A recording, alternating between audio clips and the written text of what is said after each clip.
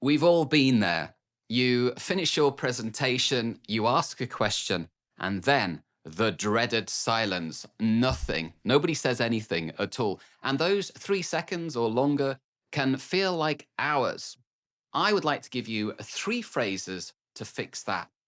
Silence is not just an absence of noise, it is, in fact, a communication tool. But there tends to be a problem, especially for many of my students, because they come from what I would call high context cultures, where silence often signals agreement or deep thought. But in the UK and also in the US, we get nervous very quickly. We can interpret silence to mean confusion, or even worse than that, it can signal disapproval. So, what do you do about this? Most non native speakers will tend to panic. They will want to fill the silence with noise, nervous laughter, or they'll maybe start repeating themselves. And this kills your authority. Your goal isn't, in fact, to fill the silence. Your goal is very simply just to label it, tell the room exactly what is happening. So, here are three of the most painful silent gaps and exactly how to go about labeling them.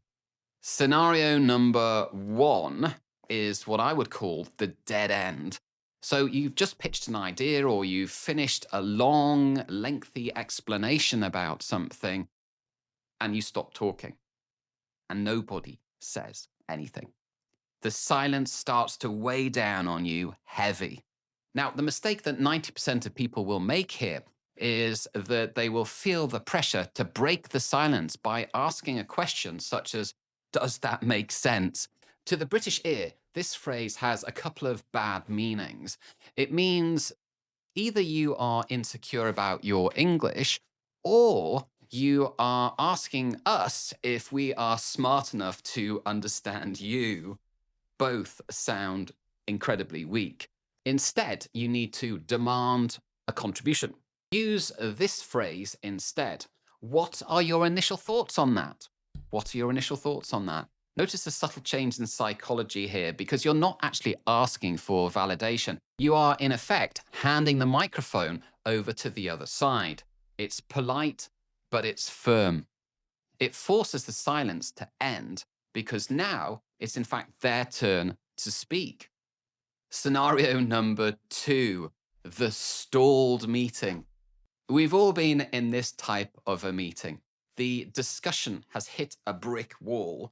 We've maybe got two people which are arguing in the corner about some tiny, irrelevant little detail, or maybe everyone's just completely confused. In essence, the energy of the meeting has basically died.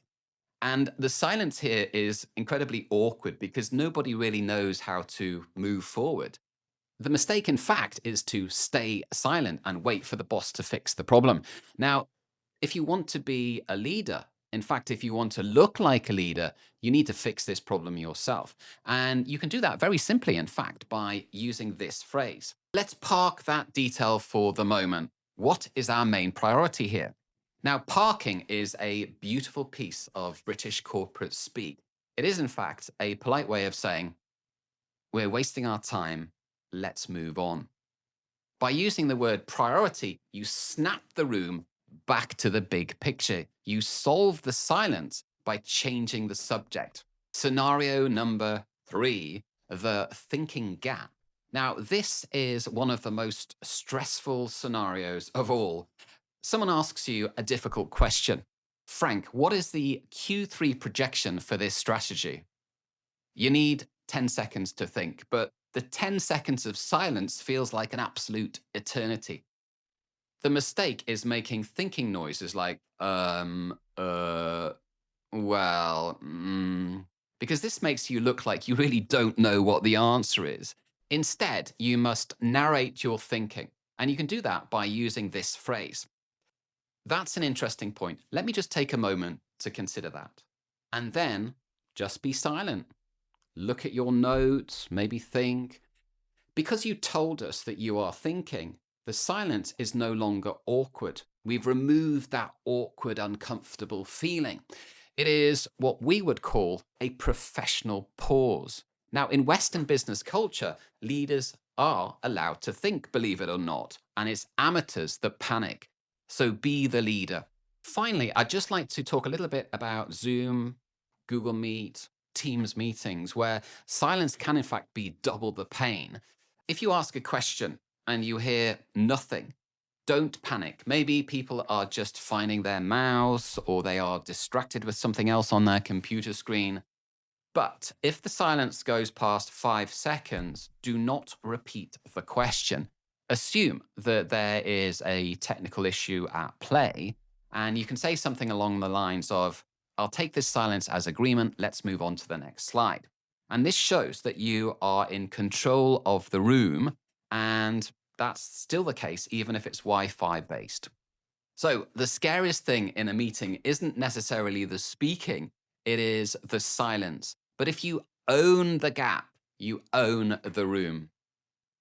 Which of these three silences do you hate the most? Please let me know in the comments below. Thank you so much for listening, and I look forward to seeing you again in the next one.